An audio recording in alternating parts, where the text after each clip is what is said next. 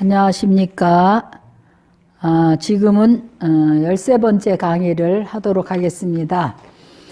아까 이어서 참법을 기도한 지 이제 7일이 지난 후에 혹은 뭐 3, 7일이 지난 후에라든지 이래서 본인의 이제 업장을 봐야 되겠죠. 그래서 첫 번째 목륜인 그 십선업이 나오는 그 목륜을 가지고 업을 이제 점차를 하는 거예요.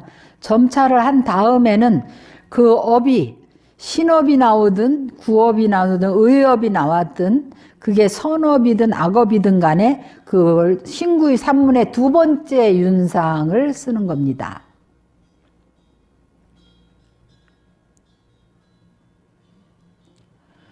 그래서 손을 들어서 이걸 이제 3번을 던진다고 그러네요. 친구의 그 윤상을 쓸 때는 한 번 던져서 청정함이 나온 것은 치지 말고 반드시 3번을 던져가지고 3번이 다 청정하다고 나와야 된다고 그러시네. 그러면 바로 신구의 삼업이 모두 선업으로 아주 청정해진 거를 표시한대. 그만큼 청정해지기가 쉽지 않다는 뜻이겠지요. 그러니까 한 번 던져갖고 청정함이 나왔다 그래서 이게 청정해졌구나 이렇게 하지 말고 우리가 이제 그 업장을 봐고 상응을 해서 지금 이제 살생의 업을 집중적으로 참여를 하잖아요. 그러면 한 일주일 정도 참여를 하고 나서 이제 그 신업을 가지고 청정해졌습니까? 아직도 더 기도를 참여를 해야 됩니까? 하고 물어봐야 되잖아요. 점차를 해봐야 되는데 그때 한 번에 청정함 나온 걸 가지고 치지 말고 반드시 3번을 던져보라는 거예요. 그 3번이 다 청정하게 나왔으면 이 업은 내가 참여해서 청정해졌구나 하고 그 다음 업을 참여를 들어가는 거예요. 무슨 말인지 아시겠죠? 그렇게 해서 3번이 전부 붉은색으로 청정하다고 나오면 이것은 바로 청정함을 표시하는 겁니다. 만약 3번을 다 청정한 윤상이 나타나면 그것은 반드시 지장보살이 가피를 한 것입니다. 청정해지고 나서 극락세계 가기를 원하면 지장보살께서 원력에 따라서 극락세계에 가게 하고 또 시방세계에 청정한 어느 불국토든지 다 보내줄 것입니다. 과거 구원급 이래로 부처님 법 가운데 닦은 선업과 공덕이 다르기 때문에 업이 두텁기도 하고 또 엷기도 하고 해서 다르게 나타납니다. 만약 성근이 깊고 두텁다면은 공덕이 아주 커서 복덕 또한 클 것입니다. 공덕이 여러 가지로 다르기 때문에 나타나는 청정한 윤상도 다릅니다. 만약 삼업이 순수하게 선한 사람은 참법 기도를 하고 나면 얼굴 모습도 달라질 수 있습니다. 제가 얘기했죠. 전에 우츠스라는 스님이 완전히 얼굴이 달라졌더라고요. 그래서 모든 미혹한 업이 전부 소멸될 수 있고 병이 매우 중한 사람도 참법 기도를 하고 나서 청정한 윤상을 얻게 되면 이후에는 병고가 없이 몸과 마음이 특별히 건강해집니다. 이건 저도 같은 케이스예요. 옛날에 굉장히 몸이 약했고 또 배터리가 빨리 닳는 스타일이었어요. 힘을 못 쓰고 이랬는데 지금은 뭐 힘이 너무 넘쳐가지고 우리 상자들이 저희 절에 있는 대중들이 힘들까봐 걱정입니다. 내가 너무 그 어떤 스님 그러시대요. 주지 스님이 너무 힘이 넘치면 대중들이 힘들다고 그러는데 어쨌든 지금은 뭐 감기 한 번도 안 걸리고 굉장히 여러 가지 일을 하면서도 건강한 것이 제가 이 참회 기도를 해서 업이 청정해진 가피를 입었고 또 부처님 가피를 입지 않았나, 특히 지장보살님 가피를 입지 않았나 하는 생각이 듭니다. 그래 말법 시대에 참회 기도를 해서 청정한 윤상을 얻은 사람은 없습니다. 어떻게 이렇게 결정적으로 말하는가 하면 점찰 참법을 수행한 사람이 없는데 어떻게 청정한 윤상을 얻겠습니까? 이거는 이제 그때까지만 해도 참법 기도를 해서 하는 사람이 별로 없었나 봐요.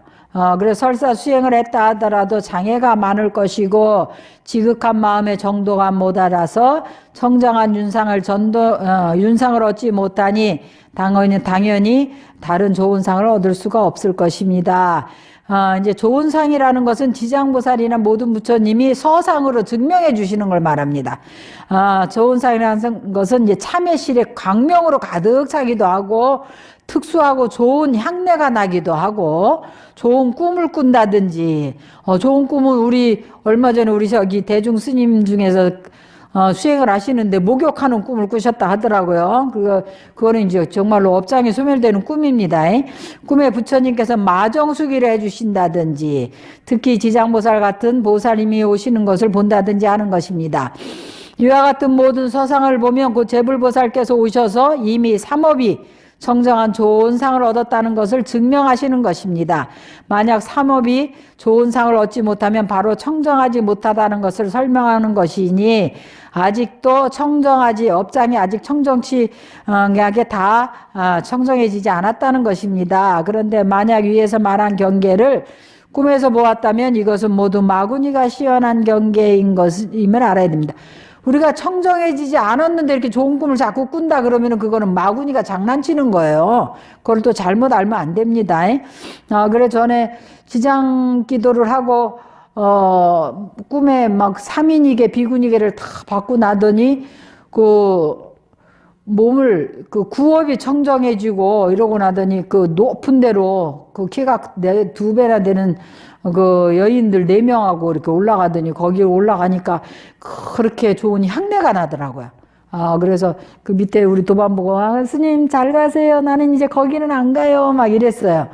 그때, 지장 기도를 해서 제가 업이 좀 많이 청정해지지 않았나, 업이 좀, 신업과 구업이 녹은 그런 가피를 입었다고 그때 몽창큰 스님 얘기해 주셨거든요. 그랬던 것 같아요. 그래서 이러한 현상들을 보게 되면 우리가 업이 청정해지지 않았는데 자꾸 좋은 꿈에 집착을 하게 되면 도업을 항폐하게 된답니다. 그래서 이런 것들은 바로 참회를 해서 지장보살의 가피를 구해야 됩니다.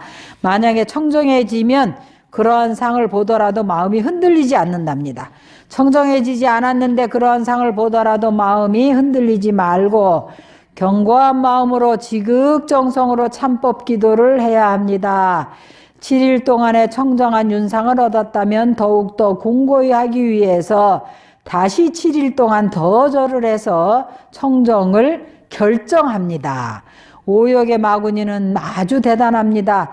반드시 분명하게 구별을 해서 신통을 생각하거나 호법을 생각하지 말아서 마구니 경계에 들지 않도록 그렇게 조심해야 합니다. 지금 이야기를 하나 해드리겠습니다. 옛날에 이제 몽창큰 스님께서 티베트의 법을 구하러 갔을 때 이야기인데요.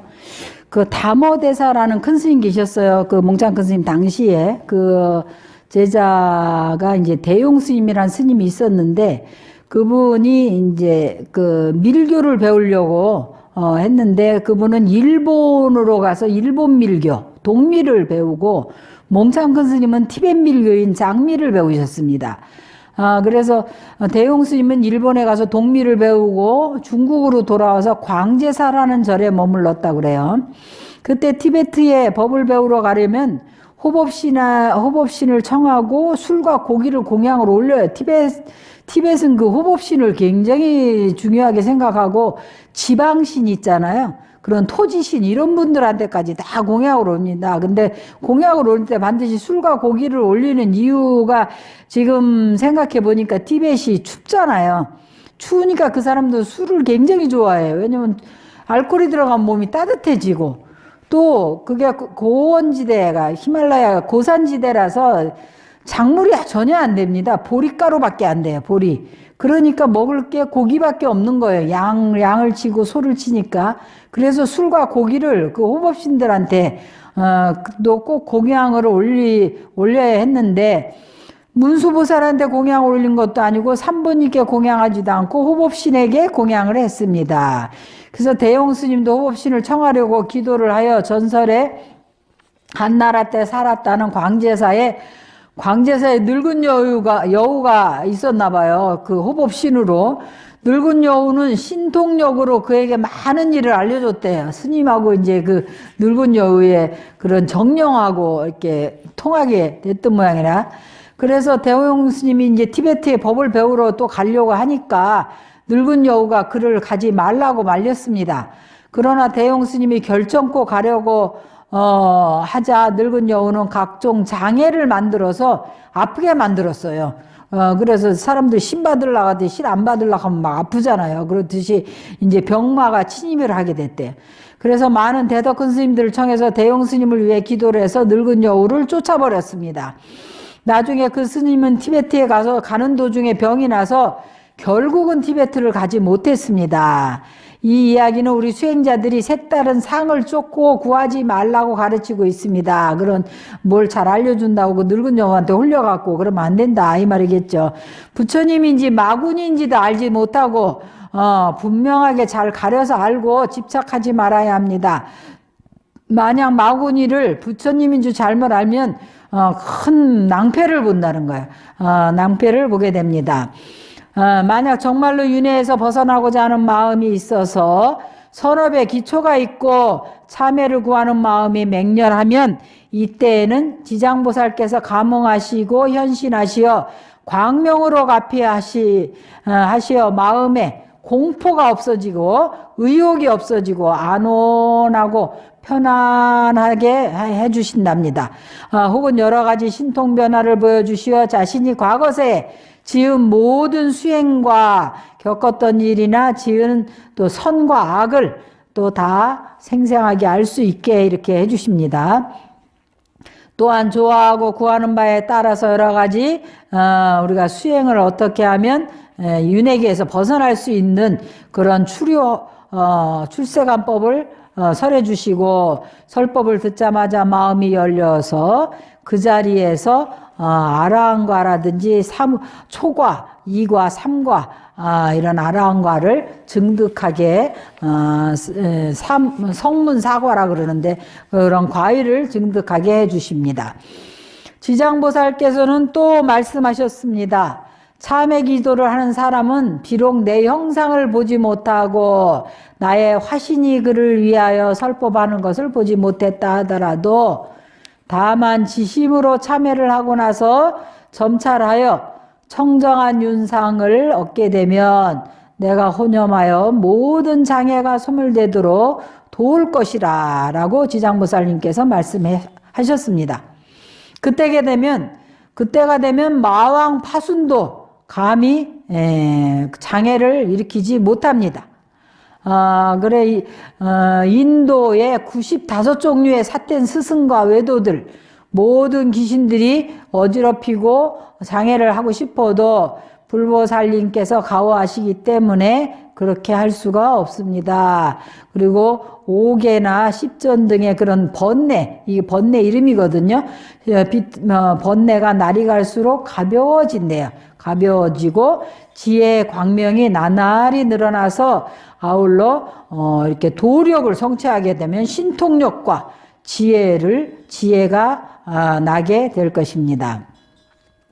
말법 시대의 중생은 사회생활과 사찰 등 여러 가지 인원으로 인하여 윤회에서 벗어나고자 하는 출리를 구하기가 어렵고 정과 해를 구하지 않고 부처님 법을 통해서 윤회에서 벗어나는 그런 도를 배우고 닦지 않습니다. 현재 받는 여러 가지 액랑과 공궁함과 의식이 부족하고 근심과 걱정 등의 괴로움을 벗어나기 위해서는 마땅히 공경하고 예배하고 발언을 해야 합니다. 언제 어느 곳에서든지 지심으로 지장보살님의 명호를 염하고 모든 악업을 참회하고 지장보살의 가피를 구해야만 제도를 받을 수가 있습니다. 그리고 여러 가지 어려움과 뜻대로 되지 않는 모든 일에서 벗어날 수가 있대요. 이 명이 닿으면 또 우리가 이 생의 명이 닿으면 좋은 곳에 가서 다시는 고난을 받지 않고 신심이 증장되고 출세간의 불법을 닦아서 영원히 생사의 고해에서 벗어날 것입니다. 위에서 말한 지장보살 명호를 염하여 가피를 구해서 업장을 소멸하여 모든 장애와 어려움을 제거하고 좋은 것에 나기를 구하는 부분에 대해서는 여러분에게 어떻게 왕생을 구할 것인지에 대해서 지금 이야기를 해드리도록 하겠습니다. 만약 어떤 사람이 극락왕생하기를 구하여서 지극한 마음으로 아미탑을 연부를 한다면 아미탑을 가피를 구하고 이생의 업보로 받은 몸을 버리고 나서는 다시는 이 오타각세에 다시 태어나지 않고 서방정토 극락세계에 곧바로 나기를 발언해야 합니다. 이와 같이 결정코 극락세계에 나기를 발언하는 신심을 낼 때에는 바로 결정코 왕생할 수가 있습니다. 아미타경에서 말씀하시기를 만약 1일이나 2일, 3일, 4일, 5일, 6일, 7일간 일심으로 산란하지 않게 연부를 한다면 그 사람은 명을 마칠 때 아미타 부처님과 모든 성중들이 그 앞에 나타나리라. 이 사람은 명을 마칠 때 마음이 전도되지 않고, 그래서 마음이 뒤바뀌지 않아요. 치매도 걸리지 않고 아주 청명한 상태로 그리고 환희로운 가운데 곧바로 극락세계에 왕생할 수 있을 것이다 라고 하였습니다. 그래서 이 나무 아미탑을 연부를 하면 예지시지하는 분들이 많잖아요. 미리 때가 된 걸 알고 목욕제계 하고 그 대중들이 함께 연부라는 가운데 극락왕생 하시는 분들이 그 실제로 그런 이적을 보이는 분들이 많이 있습니다. 일심이 되지 않으면 왕생할 수 있는가 없는가? 일심이 된다는 것은 결정코 왕생할 수 있는 마음을 바라는 것입니다. 일심이라는 것은 내가 반드시 왕생극락 해야 되겠다라는 결정심을 바라는 걸 일심이라고 한다고 하시네요. 그것은 바로 자신이 왕생할 수 있다는 것을 믿는가 안 믿는가에 달려 있습니다. 내가 결정코 왕생극락 하리라는 그런 결정심을 내서 연부를 해서 왕생할 수 있다는 걸 믿을 수 있는지 없는지, 자신이 믿을 수 있는지 없는지에 달려 있다 합니다. 그 다음은 아미타경을 믿는가 안 믿는가. 왕생진은 있죠. 정토 왕생진원이 있는데 그 위력을 믿는가 안 믿는가. 또 옴 아미다와 흐릿이라는 아미타불 심주를 믿는가 안 믿는가에 달려 있습니다. 여러분들이 결정코 극락정토에 왕생하겠다는 원심, 발언하는 발언, 원심을 내기만 하면 아미타불 연부를 하든지 아미타불 심주를 모시든지 또 왕생진원을 하든지 간에 바로 결정코 왕생할 수 있습니다. 경전에서 말씀하시기를 이미 났거나 지금 나거나 당내에 날 것이다 라고 하셨습니다. 당내라는 것은 미래를 가리키는 깁니다. 결정코 왕생한다고 제가 말하는 것은 금생에 결정코 왕생할 수 있다는 것이 아니라 금생에 나지 못하더라도 이 신심이 변치 않는 한 결정코 왕생할 것이라는 겁니다. 비록 업장이 많다고 하더라도 결정코 왕생할 것입니다. 그러나 이 신심이 반드시 견고해야 합니다. 신심이 견고해야 하는 거예요. 누가 뭐라고 하더라도 업장이 두텁고 매일 게으름을 피우면 왕생할 수 없습니다. 지금은 게으르지만 극락세계에 가면 게으르지 않을 것이라고 말할 수도 있습니다. 어떻게 하겠습니까? 아미타경에서 말씀하셨습니다. 시방에 계신 항아사수만큼 많은 모든 부처님들이 와서 혼염할 것이다 라고 하셨습니다. 연불행자가 어디를 가든지 그 사람을 찾아서 극락세계에 보내줄 것이라고 하셨습니다. 반드시 아미타경을 독송해야 합니다. 아침, 점심, 저녁으로 아미타경을 3번 독송하고 왕생진원을 108번 하고 아미타불 심주를 108번 해서 서방극락세계에 왕생할 수 있는 자량을 쌓으면, 이건 이 자량을 쌓는 부분이죠. 반드시 왕생할 수 있습니다. 업장이 중한 사람도 업을 가지고 왕생할 수 있는지 아니면 청정에만 왕생할 수 있는지를 어떤 불자가 몽창 큰 스님께 여쭈었대요. 그러니까 하시는 말씀이 왕생하고 싶으니까 만약 가고 싶다면 왕생하고자 결정을 했습니까? 결정심을 냈습니까? 하고 물으니까 그는 결정했습니다라고 말했습니다. 기왕에 이미 결정했다면 뭐하러 나이가 와서 묻습니까? 이 말을 들은 그는 이해가 가지 않는 눈빛으로 나를 쳐다보았습니다. 저는 또 말했습니다. 사람들이 업이 있으면 못 간다고 하면 여러분도 따라서 업이 있으면 못 간다고 합니다. 합니까? 업이 있어서 못 간다면 이 세상에 업이 다 청정해진다면 업이 없는데 극락세계에는 가서 뭐 하겠습니까? 생각해 보십시오. 삼업이 모두 청정해지면 이미 법신 청정을 증득하여 성취한 것인데 기왕에 법신이 청정하여 더러움도 물듦도 없는데 또 어디에 태어난다 말입니까? 왜냐하면 극락세계에는 아미타불 외에도 모두가 업이 있습니다. 관세음보살로 시연한 대보살도 아직 성불하지 않고 일부 무명이 남아 있습니다. 연지에서는 아직도 여러 유행의 아라한과 보살들이 있습니다. 그분들은 무명을 아직 끊지 못해서 모두 업이 있습니다. 그분들도 다 왕생할 수 있는데 무엇을 의심합니까? 그래서 왕생을 발언하면 극락정토에 나고자 결정을 했으면 의심을 할 필요가 없습니다. 라고 말씀해 주셨습니다. 그러니까 우리가 결정코 왕생극락 하겠다라는 결정심이 반드시 필요하고 우리가 업이 있더라도 대업 왕생을 할 수 있다는 이야기를 해주시는 겁니다. 마치 큰 배에 엄청나게 큰 바위를 실어도 태평양을 건너갈 수 있듯이 아미타 부처님의 큰 원력에 의지하기 때문에 업이 있어도 왕생극락 할 수 있고 또 극락세계는 아라한들 보살님들이 아직 일분 무명을 파하지 못한 분들, 업이 있는 분들도 계시기 때문에 우리도 업이 있어도 왕생극락 할 수 있음을 의심치 말아야 하겠습니다. 성불하십시오.